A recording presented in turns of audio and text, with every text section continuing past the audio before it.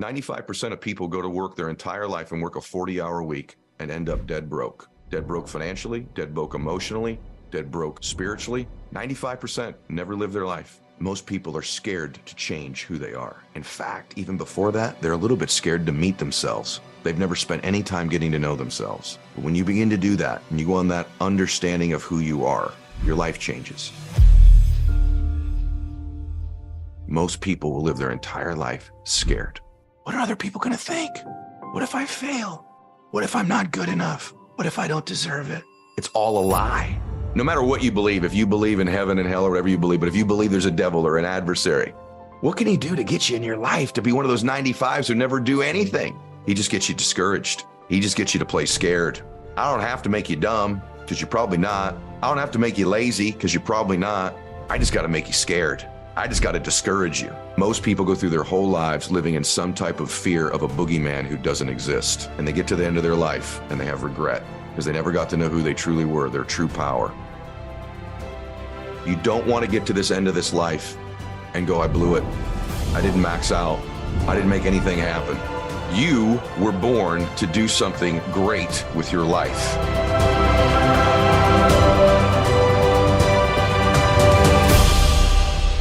All right, welcome back to the show, everybody. I'm so excited to spend this time with you here this week answering a question I keep getting from millions of you, which is, Ed, how do I begin to attract into my life the things that I want and the things out of my life that I don't want? It's a pretty important question. I don't know that you could ask a more important question. And so I'm here today to try to help answer that for you. Now, here's the good news. The good news is this. There are people who have become great at this. Yes, there are people who become great at attracting into their lives the things they want and getting things out of their life they don't want. Quite frankly, I've become one of them. I've studied them for many years, and I think I've become very good at doing that. I've coached many of them and continue to coach many of these people who are attracting things into their life that most people can only dream of. And let me tell you, these are things like the body you want, the relationships you want, the money you want, the emotions you want to experience, the memories you want to have. You can begin to attract those things into your life, and there's a science and an art form to doing it.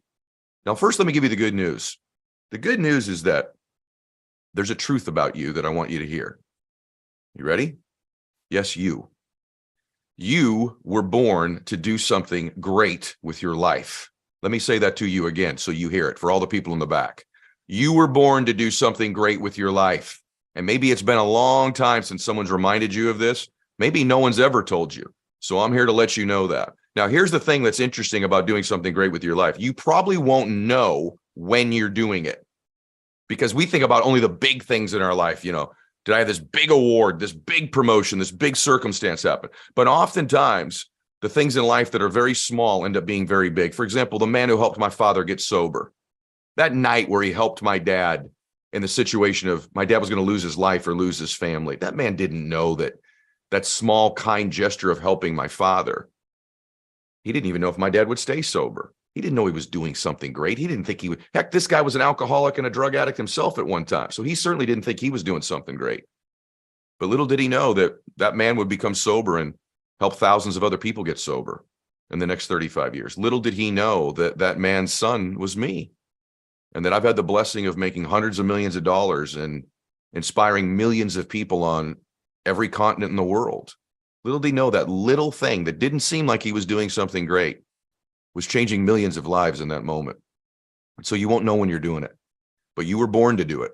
You were born to live a great life. You were born to be happy. You were born to contribute. You were born to make your dreams come true. And so I want to remind you of that. Now, here's the sad fact. 95% of people will live their entire life and never do it. Maybe more. They'll go their entire life and never live a life that they want. They'll never make their dreams come true. They'll never have success. By the way, what is success? Success to me is having a very clear picture of what you want. And then eventually your life matches that picture. But I don't even think you have to have that to be successful.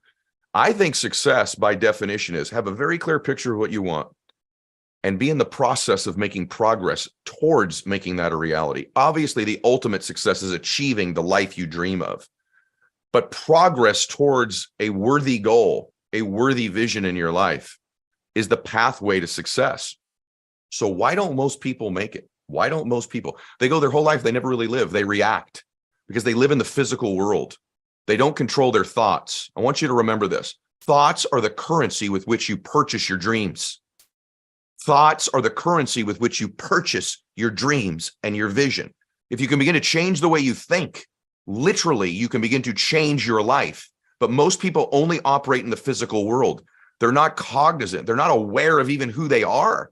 They don't even know who they are. And because they don't know who they are, they operate in the physical all the time. And so they're constantly reacting to what's happening around them, and they never dictate the terms. See, I don't think you lack vision in your life. The Bible says, where there's no vision, the people will perish. Well, listen to me. I think you probably have some type of a vision for your life. If I asked you, do you want to be happy or sad? Which vision do you have? Which dream? Happy, rich or poor? You'd probably say rich, whatever that means to you. Rich in spirit, rich financially, rich in friendships, rich in love. You'd say rich. Do you want to be physically strong and healthy and have energy?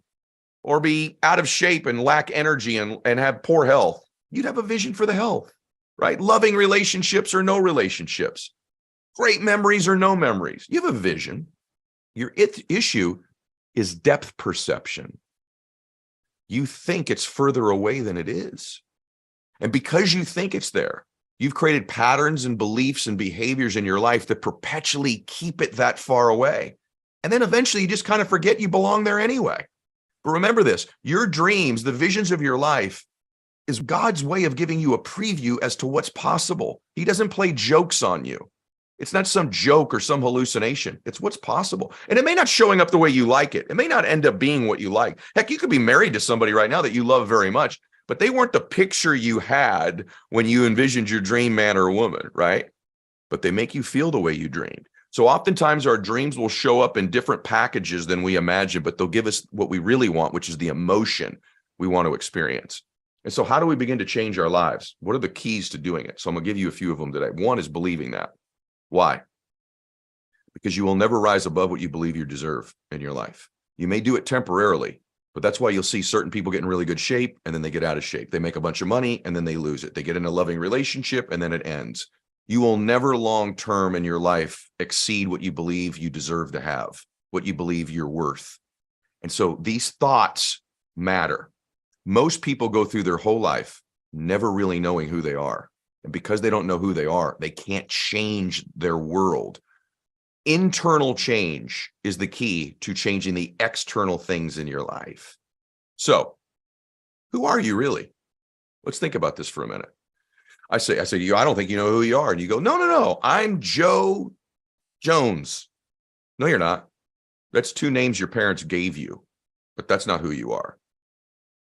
Are you your body? When you don't show up to work on a given day, do you say, body won't be there? No, you say, I won't be there. My dad, when he passed away, I had the honor of spending the next hour in the room with his body. My sisters weren't real comfortable doing it. My mom was still very, very sad. And so I was left with my dad's body in the room waiting for the hearse to arrive to take my father. And you would think that that was one of the saddest moments of my life. But the truth is, it was one of the most beautiful moments of my life, because it was the greatest confirmation of my entire life that we're spiritual beings. Because something dawned on me immediately when I was there with my dad's body. And let me tell you what it was. Dad's gone. Dad's no longer here. His body was, but it was very clear to me, very apparent. My father was gone. So my dad wasn't his body. My dad was a spirit. And so when you begin to understand that you live in a spiritual existence and that thoughts have energy, thoughts have a vibrational frequency, you have a vibrational frequency. And to the extent that you can vibrate at a higher and higher speed is to the extent that you begin to draw into your life the things that you want. The law of attraction means two things. We will eventually draw into our lives what we believe we're worthy of and we deserve and that we most passionately want. We also draw into our lives who we are. We will eventually draw to our lives. We attract who we are. Why is that? So let's go through this for a minute. Really two things affect change in your life. Remember this, repeated thought creates change. And the more thought is repeated, the more it vibrates at a higher frequency. The more repetition it has, the more often it happens, that's when people say, I'm vibrating at a higher frequency. All that really means, that's why there's power to prayer. because the more and more you do it, there's a frequency to it. There's a connection. There's a spirit that takes place. You know, when you pray, you're talking to God. And I do it many times a day. I do it on my knees every day, as many of you know. And I do it on my knees because it reminds me how small I am, that I'm not this body, and that I need something greater than me to help me, to guide me, to give me comfort, to give me strength, to give me insight. So one of the things that people that attract into their lives, the things that they want, have, many of them are praying people. Praying is when you're talking to God. Listen to me on this. Intuition is God talking back to you. These people have learned to trust their intuition. Trust their intuition. Prayer is you talking to God. Intuition is God talking back to you. And oftentimes it's a whisper. And if you can't get quiet, you can't get inside your own spirit, you won't hear it. There are other times in your life where that intuition is screaming at you. We usually answer those, but it's the whispers we often miss. Why is that? How do we begin to change our thoughts? Because you are, believe it or not, your life right now is a direct reflection of what you've been thinking about. It's hard to say that. It's hard to believe it. No, someone took advantage of me. Listen to me. You have to accept that your life right now is a real reflection of what you believe you're worth and you deserve. And you're just getting it.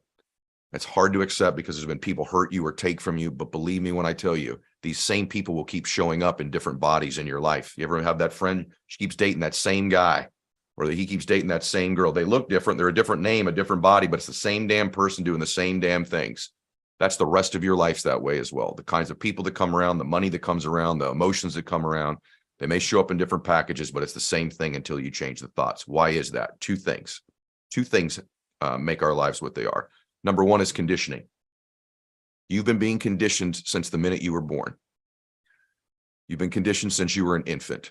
You've literally learned to think. And by the way, some of that conditioning, if you come from a good family, is really wonderful, but not all of it is. And some of it will serve you in some areas and others, but you've been conditioned by the people that raised you since you were an infant to actually think like they think, to have the emotions that they have oftentimes, to the languages and the words they use. You literally speak a language right now that you learned from your parents or whoever raised you. If you speak English, you learned that language. Infants are that easy to imprint. You learn that language. You have a friend who might be bilingual. They speak, let's say, Spanish and English. Is it not amazing to you that their children can learn both languages simultaneously? That's how much conditioning impacts a child. By the way, if a family speaks 5 or 6 languages in a home, the children will very easily learn all 5 of 6 of those languages when they live with them. That's how much conditioning is imprinted in a child and how easy it is. The complexity of thoughts and words and the actual language someone uses is conditioned by their parents. That's why you speak the language you speak right now. You didn't study it in a book. You literally had it imprinted and conditioned into you as a child. That's the power of conditioning. Now, the good news is, if you begin to take control of your thoughts, you can reverse and re-engineer and recondition yourself to begin to think differently. The reason you have the language you have or the thoughts you have is they were repeated over and over and over and over and over again. And they begin to vibrate at a very high frequency. And when they do that, they're imprinted inside of who you are. And then your external life reflects this. But what most people try to do in their life is they operate in the physical world rather in the 3 planes I'm going to discuss in a minute. So number 1 is conditioning. Number 2 is environment. It reinforces what's around you. You know this. You are your environment. What's ever around you, whoever you hang around, whoever the people are that are around you, you begin to behave, think, and act like them. So imagine the compounding of conditioning of these things that happen, and then your environment. So the environment enforces the conditioning, and the conditioning reinforces the environment. And so to change our lives, we change 2 things. We change our conditioning and we change our environment. You can change one or you can change both. There's a magnified power to changing your conditioning, your thinking over and over again, and your environment. And the good news is you can absolutely do this because we attract into our life what we believe we're most worthy of and what we think about. Our mind moves towards what we're most familiar with. So if you can begin, this may sound simple, to simply begin to force and place your thoughts on the things you want, the people you want, the life you want, the emotions you want, you will become familiar with them and you will begin to recondition yourself. And if you then wrap that around an environment of people who will support it, you become pretty damn powerful. And that's how you begin to change your life. That's why listening to my podcast matters. See, there's the two best books I've ever read are The Power of One More by this guy, Ed Mylett, other than my scriptures, by the way, and Think and Grow Rich by Napoleon Hill. And Napoleon Hill in his book says so many brilliant things. I've read it maybe 30 times. But one thing he talks about is education, learning things. You listen to my podcast to be educated. You go to seminars to be educated, right? We went to college if we did to be educated. But what he says a real educated man has, and by the way, in these days, they called it an educated man. Now it's an educated person. So I'll read it correctly. An educated person is not necessarily one who has an abundance of general or specialized knowledge. An educated person is one who has so developed the faculties of their mind that they may acquire anything they want or its equivalent without violating the rights of others. One more time, okay? Because this is how you change your life. An educated person is not necessarily one who has an abundance of generalized or specialized knowledge. An educated person is one who has so developed the faculties of their mind that they can acquire anything they want or its equivalent without violating the rights of others. So it's our minds.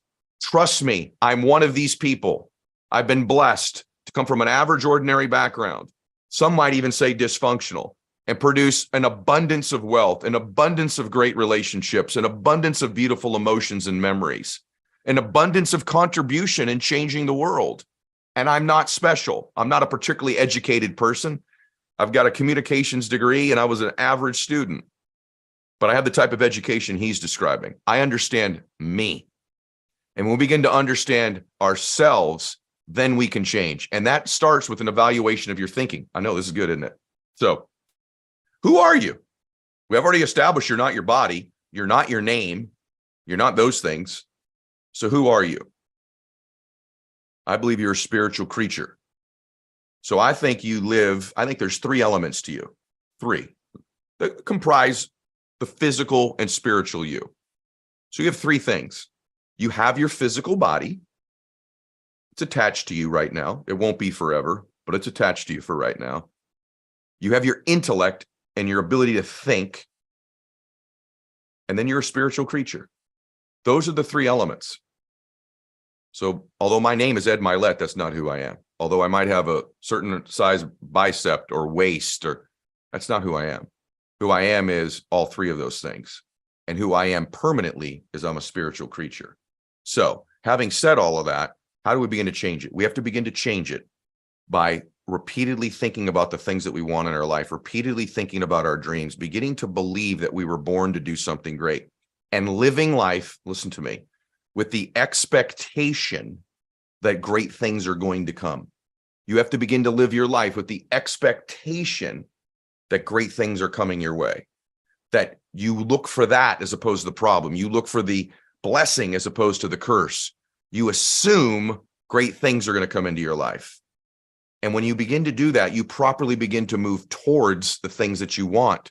You'd be amazed that things that begin to become real to you when you repeat it. Have you ever had that thing where you're repeatedly thinking about somebody and all of a sudden they text message you and you're like, how did that just happen? Or you've got something you're really focused on doing and then there's something on TV that's the exact topic. How does that happen? Those things were always there, but they were outside of your awareness because you were not obsessed with them. The reticular activating system in your brain reveals to you the things that matter the most that you believe most deeply. So if you believe you're a victim or you believe bad things are going to happen and you live in that expectation, the world is going to reveal to you the circumstances that make that to be true. This is a fact. And by the way, it may be true, but if you believe I overcome the fact that I've got these deficiencies, I overcome the fact that I don't come from the perfect family or look the perfect way or the right race or the right ethnic sex or the right religion or whatever the world thinks is right, which there is no right. But because I don't have all the decks stacked in my favor, I overcome it anyway and win anyway. You begin to have those things enter your life, the people, the things, the meetings, the thoughts, the emotions come your way. And then what happens is you begin to get enthusiasm, and enthusiasm is an energy frequency. And when you meet an enthusiastic person with high energy, vibrational frequency, highest energy always influences lowest energy. More certain person influences less certain person. So if I'm more certain I'm going to win than you are, then I'm not. If I've got higher energy frequency than you do, and you're up against me, I will defeat you. Because in life, we get what we most believe we deserve. And so if you can pour enthusiasm and passion into these thoughts that you have and repeat them regularly, you recondition yourself and then surround yourself in an environment. Remember this. Why does the environment matter? Here's a quantum physics saying, particles themselves are not responsible for their own creation. That means they don't create themselves. It's created by the environment, right? And so when we begin to change our thinking, we change our environment, we begin to expand. This is true of everything in the world down to particles. And that's what that body of yours is, right? And so the way you use the body is to understand this concept of the mind. And we begin to move our physical bodies, we change things. And the outside world begins to shift to comply with what we know we're worth. It will shift for you. It will begin to comply with you as opposed to conspiring against you. I promise you. You got to begin to think that the world will comply with your will. And then you add to that prayer where it's being blessed. See, one of the things I do very often, because it's part of my intention, intentions matter. Remember this, intent matters. Desire matters. See, when you have a dream, it's just a dream or like a wish. But when you move to desire and then you shift to intention, something happens. You begin to ask for help. You begin to ask others for help. And in my case, I can't tell you how many times I've just prayed and said, Lord, I need help with this. I need to understand this better. I need more people in my life. I need the meeting. I need this. And when I begin to do that, I find that when I pray about these things, that not too long after, he begins to talk back to me. And that's where my intuition speaks. It may not be the person, but it's an intuition. It's a whisper. You know exactly. You've had the moments. You know exactly what I'm talking about. So what I want to challenge you to do today is just very simple, is to remember you were born to do something awesome with your life, and you won't know when you're doing it. You won't know when you're doing it, in big ways and small ways. And the things that seem small in our lives may be the most significant later in our life because we don't know the ripple effects of those changes. If we can change our conditioning, if our parents can teach us to speak an entire language when we're an infant and we're not educated at all by traditional terms, I promise you we can begin to condition ourselves as adults. But you've had thousands of those repeated thoughts the other way. You have to begin to condition the new ones. When you change your environment and you begin to understand, I'm a body with an intellect and a spiritual being, but I am not my body. I'm a spiritual being. And when I begin to work in the forms of energy, right, and vibration and frequency, and repetitive thought increases the frequency, increases the vibration, I begin to shift the world around me. And our dreams and our visions become realities. And then you become one of these people who are in that 5%. Listen to me. 95% of people go to work their entire life and work a 40-hour week and end up dead broke. Dead broke financially, dead broke emotionally, dead broke spiritually. 95% never live their life. These 5% over here understand only one distinction, which is the plan I just gave you. It's the only distinction. Here's the truth. Most people are scared to change who they are. In fact, even before that, they're a little bit scared to meet themselves. They've never spent any time getting to know themselves. But when you begin to do that and you go on that understanding of who you are, your life changes. You don't want to get to this end of this life and go, I blew it. I didn't max out. I didn't make anything happen. Here's the truth. Here's the truth. Most people will live their entire life scared. Scared. What are other people going to think? What if I fail? What if I'm not good enough? What if I don't deserve it? That's all conditioning. That's all conditioning. It's all a lie. See, if I can get you discouraged, I got you. No matter what you believe, if you believe in heaven and hell or whatever you believe, but if you believe there's a devil or an adversary, what can he do to get you in your life to be one of those 95s who never do anything? He just gets you discouraged. He just gets you to play scared. I don't have to make you dumb because you're probably not, right? I don't have to make you lazy because you're probably not. I just got to make you scared. I just got to discourage you. And most people go through their whole lives living in some type of fear of a boogeyman who doesn't exist.